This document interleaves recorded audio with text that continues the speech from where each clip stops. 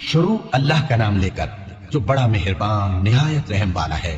طٰہٰ، اے نبی صلی اللہ علیہ وآلہ وسلم، ہم نے تم پر قرآن اس لیے نازل نہیں کیا کہ تم مشقت میں پڑ جاؤ، مگر ہر اس شخص کی نصیحت کے لیے نازل کیا ہے جو خوف رکھتا ہے۔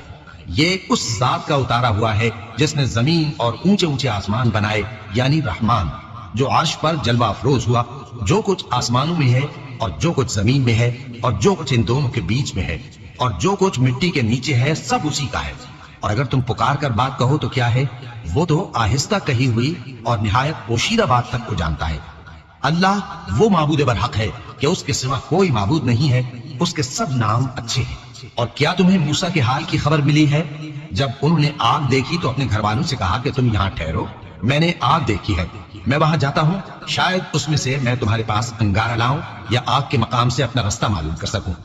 پھر جب وہ وہاں پہنچے تو آواز آئی کہ اے موسیٰ، میں تو تمہارا پروردگار ہوں، تو اپنے جوتے اتار دو، تم یہاں پاک میدان یعنی طویٰ میں ہو، اور میں نے تم کو منتخب کر لیا ہے، تو جو حکم دیا جائے اسے سنو۔ بے شک میں ہی اللہ ہوں، میرے سوا کوئی معبود نہیں، تو میری عبادت کیا کرو اور میری یاد کے لیے نماز پڑھا کرو۔ قیامت یقیناً آنے والی ہے، میں چاہتا ہوں کہ اس کے وقت کو پوشیدہ رکھوں تاکہ ہر شخص جو کوشش کرے اس کا بدلہ پائے۔ تو جو شخص اس پر ایمان نہیں رکھتا اور اپنی خواہش کے پیچھے چلتا ہے، کہیں تم کو اس کے یقین سے روک نہ دے، تو اس صورت میں تم ہلاک ہو جاؤ۔ اور اے موسیٰ، یہ تمہارے داہنے ہاتھ میں کیا ہے؟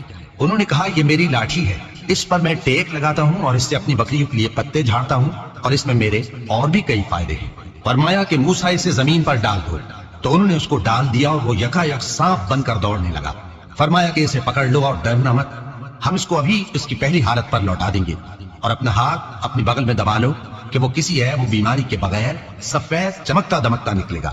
یہ دوسری نشانی ہے تاکہ ہم تمہیں اپنے بڑے بڑے نشانات دکھائیں۔ تم فرعون کے پاس جاؤ کہ وہ سرکش ہو رہا ہے۔ کہا، اے میرے پروردگار، اس کام کے لیے میرا سینہ کھول دے اور میرا کام آسان کر دے اور میری زبان کی گرہ کھول دے تاکہ وہ میری بات سمجھ لے، اور میرے گھر والوں میں سے ایک کو میرا وزیر یعنی مددگار مقرر فرما، یعنی میرے بھائی ہارون کو۔ اس سے میری کمر کو مضبوط کر اور اسے میرے کام میں شریک کر تاکہ ہم تیری بہت سی تسبیح کریں اور تجھے کثرت سے یاد کریں۔ تو ہم کو ہر حال میں دیکھ رہا ہے۔ فرمایا، موسیٰ، تمہاری دعا قبول کی گئی، اور ہم نے تم پر ایک بار اور بھی احسان کیا تھا جب ہم نے تمہاری والدہ کو الہام کیا تھا جو تمہیں بتایا جاتا ہے۔ وہ یہ تھا کہ اسے یعنی موسیٰ کو صندوق میں رکھو، پھر اس صندوق کو دریا میں ڈال دو تو دریا اس کو کنارے پر ڈال دے گا، اور میرا اور اس کا دشمن اسے اٹھا لے گا۔ اور موسیٰ، میں نے تم پر اپنی طرف سے محبت ڈال دی، اور اس لیے کہ تم میرے سامنے پرورش پاؤ۔ جب تمہاری بہن وہاں فرعون کے ہاں گئی اور کہنے لگی کہ میں تمہیں اس کا پتہ دوں جو اس کو پالے پوسے، تو اس طریق سے ہم نے تم کو تمہاری ماں کے پاس پہنچا دیا تاکہ ان کی آنکھیں ٹھنڈی ہوں اور وہ رنج نہ کریں۔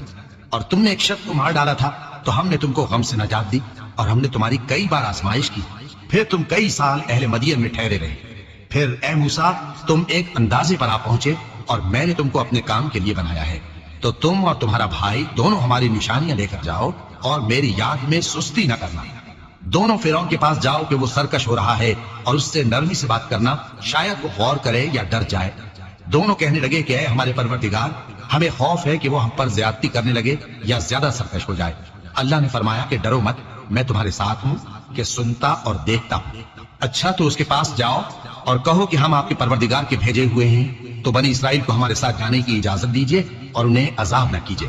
ہم آپ کے پاس آپ کے پروردگار کی طرف سے نشانی لے کر آئے ہیں، اور جو ہدایت کی بات مانے اس کو سلامتی ہو۔ ہماری طرف یہ وحی آئی ہے کہ جو جھٹلائے اور منہ پھیرے اس کے لیے عذاب تیار ہے۔ غرض موسیٰ اور ہارون فرعون کے پاس گئے۔ اس نے کہا کہ موسیٰ، تمہارا پروردگار کون ہے؟ کہا کہ ہمارا پروردگار وہ ہے جس نے ہر چیز کو اس کی شکل و صورت بخشی، پھر راہ دکھائی۔ کہا، تو پہلی قوموں کا کیا حال ہوا؟ فرمایا کہ ان کا علم میرے پروردگار کو ہے جو کتاب میں لکھا ہوا ہے۔ میرا پروردگار نہ چوکتا ہے نہ بھولتا ہے۔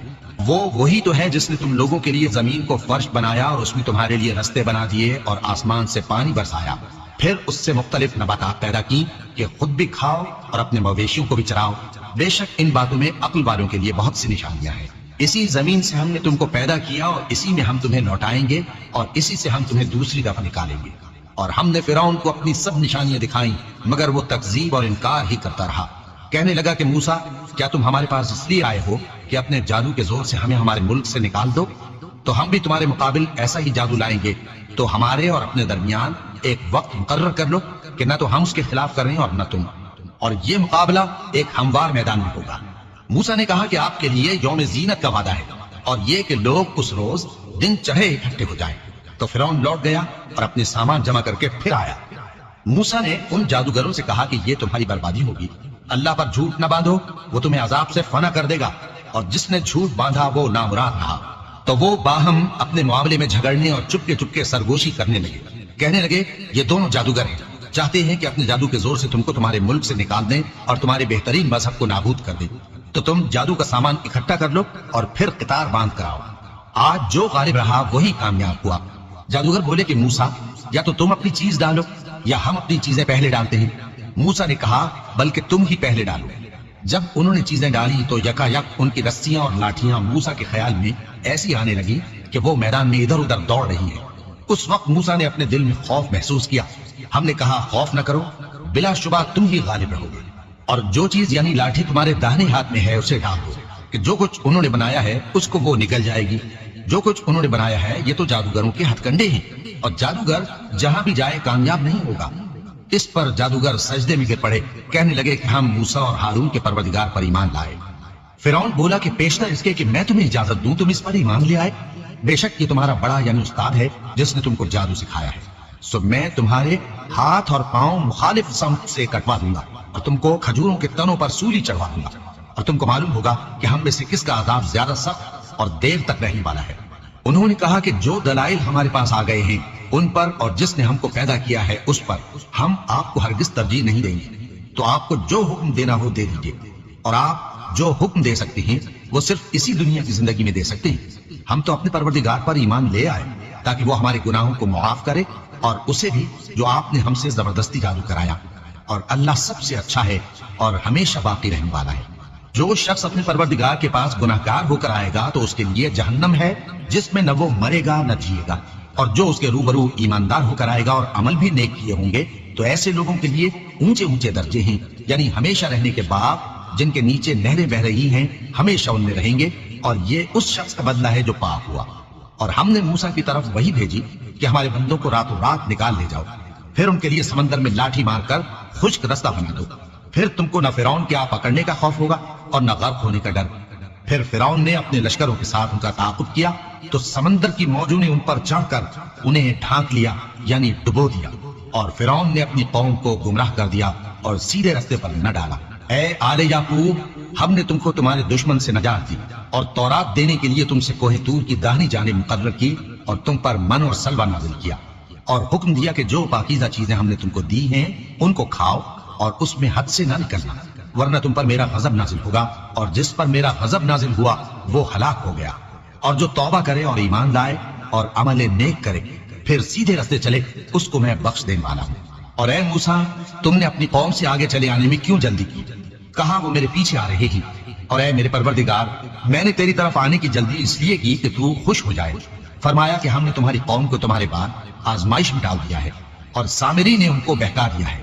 اور موسیٰ غصے اور غم کی حالت میں اپنی قوم کے پاس واپس آئے اور کہنے لگے کہ اے قوم، کیا تمہارے پروردگار نے تم سے اچھا وعدہ نہیں کیا تھا؟ کیا میری جدائی کی مدت تمہیں لمبی معلوم ہوئی، یا تم نے یہ چاہا کہ تم پر تمہارے پروردگار کی طرف سے غضب نازل ہو، اور اس لیے تم نے مجھ سے جو وعدہ کیا تھا اس کے خلاف کیا؟ وہ کہنے لگے کہ ہم نے اپنے اختیار سے آپ سے وعدہ خلافی نہیں کی، لیکن ہم ان لوگوں کے زیوروں کا بوجھ اٹھائے ہوئے تھے، پھر ہم نے اس کو آگ میں ڈال دیا، اور اسی طرح سامری نے ڈال دیا۔ تو اس نے ان کے لیے ایک بچڑا بنا دیا، یعنی ایک بے جان جسم جس میں گائے کسی حواس تھی۔ تو لوگ کہنے لگے کہ یہی تمہارا معبود ہے اور یہی موسیٰ کا معبود ہے، مگر وہ بھول گئے ہیں۔ تو کیا یہ لوگ نہیں دیکھتے کہ وہ ان کی کسی بات کا جواب نہیں دیتا اور نہ ان کے نقصان اور نفع کا کچھ اختیار رکھتا ہے؟ اور ہارون نے ان سے پہلے ہی کہہ دیا تھا کہ لوگوں، اس کے ذریعے تمہیں فتنے میں ڈال دیا گیا ہے، اور تمہارا پروردگار تو رحمان ہی ہے، تو میری پیروی کرو اور میرا کہا مانو۔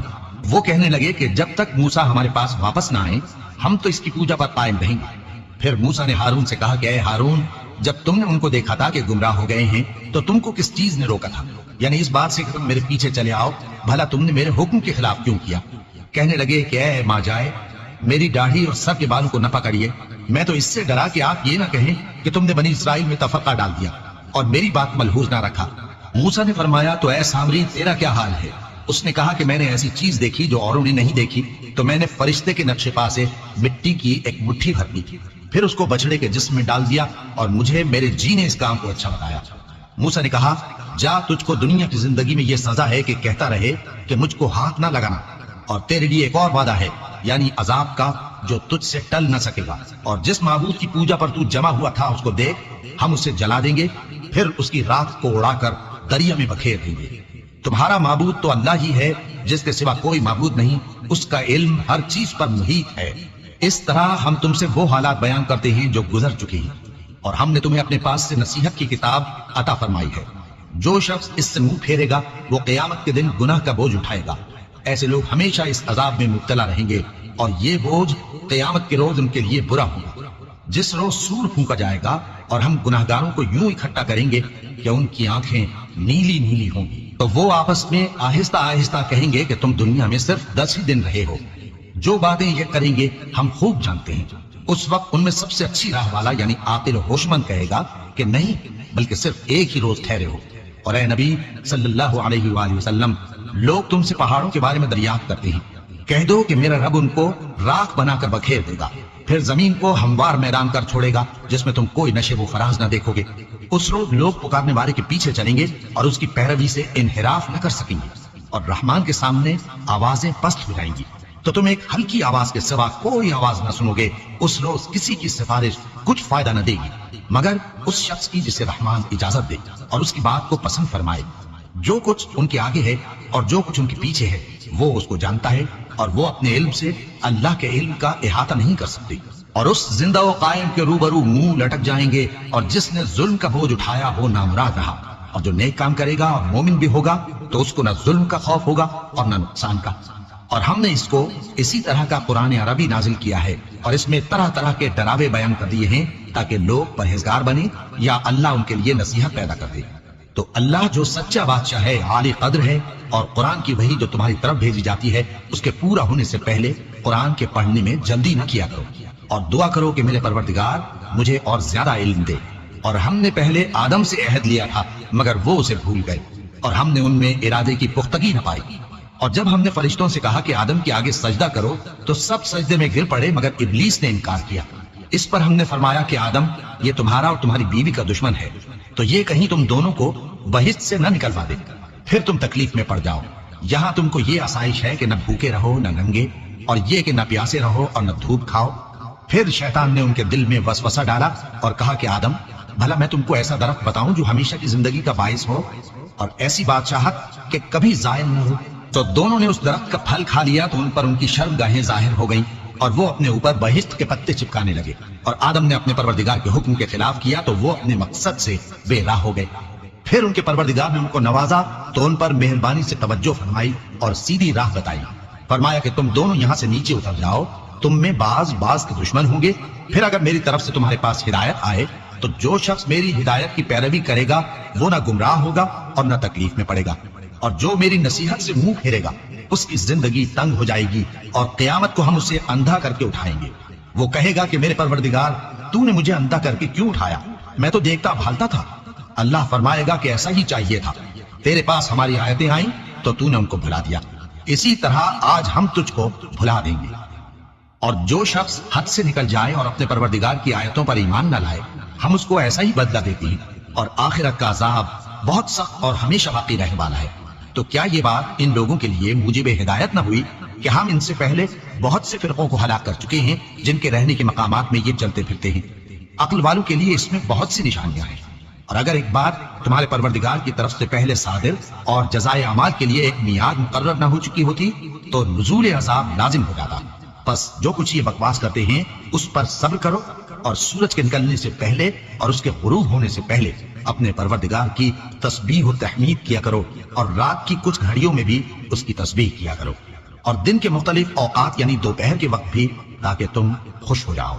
اور کئی طرح کے لوگوں کو جو ہم نے دنیا کی زندگی میں آرائش کی چیزوں سے نوازا ہے تاکہ ان کی آزمائش کریں، ان پر نگاہ نہ کرنا، اور تمہارے پروردگار کی عطا فرمائی ہوئی روزی بہت بہتر اور باقی رہنے والی ہے۔